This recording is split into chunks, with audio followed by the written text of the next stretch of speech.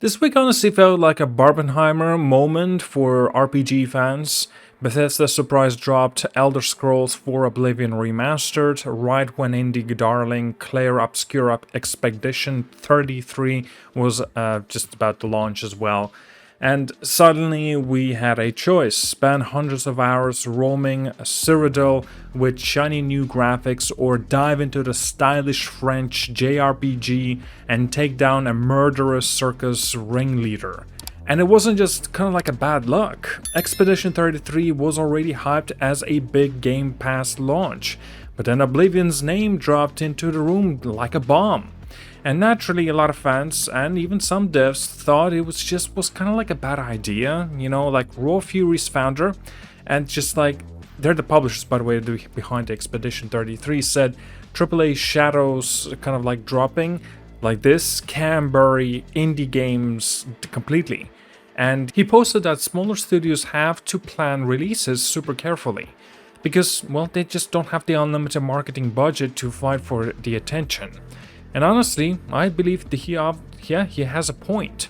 And Microsoft could have dropped Oblivion Remastered a week earlier or perhaps sometime later, and instead they just piled up two big RPGs on top of each other, and one of them had the massive Elder Scrolls name behind it. And now from the player's side though, as a surprise drop kind of like Oblivion's Remastered is pretty awesome. And that's pretty much available just right then and there. It's available now. And it's just, kind of like a shock feels like Christmas morning for a lot of people. Just no waiting, no endless hype cycle, just pure gaming. And it just worked. Now, Oblivion's Remastered exploded onto Steam with almost, I believe it was like 200,000 players at launch, and it dominated social medias as well. Meanwhile, Expedition 33 still held strong. It also racked up big numbers and got great reviews, fantastic reviews mind you. So luckily, it wasn't just a case where one game completely crushed the other. Well, we can't really say much about Days Gone Remastered since that got completely overshadowed, maybe for good reason as well. But yeah, shadow drops work way better for big studios with recognizable names. Bethesda can get away with it because everyone already knows Elder Scrolls. Smaller or newer games like Expedition 33, well, they still need those kind of a traditional months of build-up to actually grab attention. So kind of like imagine if a game no one have heard about and just popped up out of nowhere, it would totally get lost. Now, what is the good news? Both games actually crushed it. Expedition 33 passed 1 million players already, and Oblivion Remastered is doing fantastic as well, especially with it being, well, on Game Pass, both of them mind you. It kinda shows that sometimes gamers will make room for multiple titles if just they are good enough, these sorts of games. It's not like old days where only one big game could survive at a time. Plus, RPG fans are built, well, just kind of different.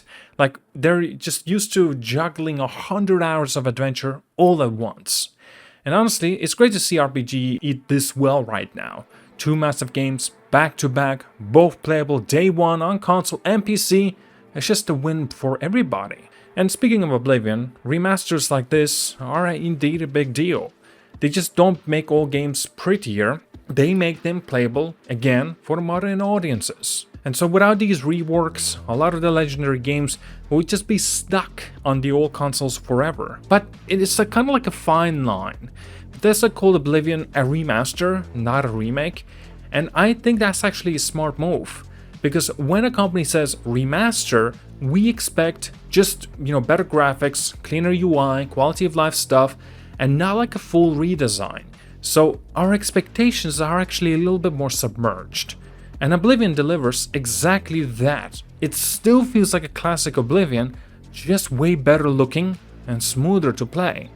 And compare that to what PlayStation's been doing lately, Sony sometimes jumps the gun with remasters and remakes. As an example, like Horizon Zero Dawn Remastered and The Last of Us Part 1, the remake. Both of the games were already totally fine on PlayStation 4, but they just still got that new PlayStation 5 version pretty darn fast. And especially with The Last of Us, they remade a PS3 game that already had a PlayStation 4 remaster, and now they're also a Last of Us Part 2 Remastered just a few years after the original's release. It's not that those upgrades are bad. The Last of Us Part 1 especially looks fantastic, but it kind of feels, well, just too soon, right? Like, there's just no nostalgia gap yet. With Oblivion, almost 20 years have actually passed, and that's just the sweet spot.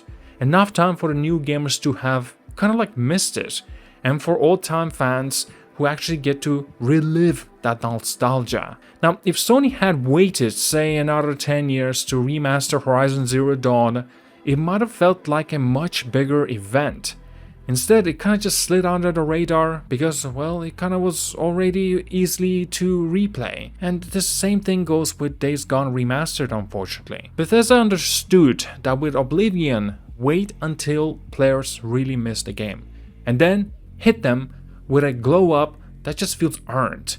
Now people are excited, not just confused why it needed a new version. And you know what makes things even better? There's no need to wait. People already know what is Elder Scrolls. They know what they can expect. And now when it was shadow dropped, people didn't have to wait for it to release. They did not have to go through these marketing materials for these remasters. Means that everyone and their mother are basically talking about this game, this remaster, because, well, it was shadow dropped, and that's an incredible move. It's the right move, I believe so as well. And yeah, timing matters a lot too. The only real awkward part about Oblivion's Remastered was dropping it right before Expedition 33 launched. Even though both games survived and did well, you can see why smaller devs kinda get nervous when AAA giant throws a surprise drop onto the calendar. It's hard enough to stand out on its own without Elder Scrolls stomping into the room in the last second. If anything, this whole thing shows why shadow drops work best when studios are careful. Bethesda pulled it off because, well, it is Oblivion, a franchise everyone knows and loves. But if it had been some random new RPG, well, that would be a totally different story. Indies especially need space to breathe. Maybe in the future we'll see companies coordinating a little bit better. Like, don't steal other games' moments when you can easily pick another day.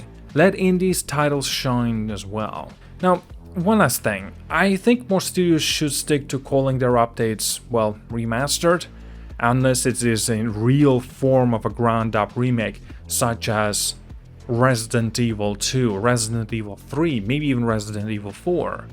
Like, Bethesda didn't pretend Oblivion was something it's not.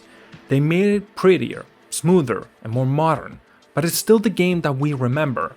And because the expectations were set right, everyone's pleasantly surprised by how much better it is. Meanwhile, when a game like The Last of Us Part 1 calls itself a full remake, people naturally expect it to feel completely new, and which can lead to more backlash if it's just a super pretty version of the game they already have played not long ago. And that's just exactly what has happened. And on top of that, don't forget, marketing. It's been a long marketing push for The Last of Us Part 1, the remake, and full price tag as well. And it genuinely was not that. It was not a remake. It was, it's case by case, basically a perfect word for it. The Last of Us Part 1 was a fantastic remaster. It has no coordination, no kind of resemblance that you should expect that what was seen as such an examples like Resident Evil 2, 3, 4, including Final Fantasy Rebirth, Final Fantasy 7 Remake. Those are remakes. The Last of Us Part 1 was not a remake, it was just yet another coat of paint remaster for the PlayStation 5. Setting the right expectation is huge. Oblivion Remastered nailed it and looks great, it plays great, it respects the original, and it doesn't overhype itself into a corner. That's why this is the best way to handle things. Shadow drop right then and there, let people enjoy it, let people relive their original moments with the nostalgia that they had for these sorts of games, and let them speak about the game. Let that sell. That will be louder than anything, even more so those marketing. Anyway, thank you so much for watching, like and subscribe. I'll see you guys all, and have a wonderful day.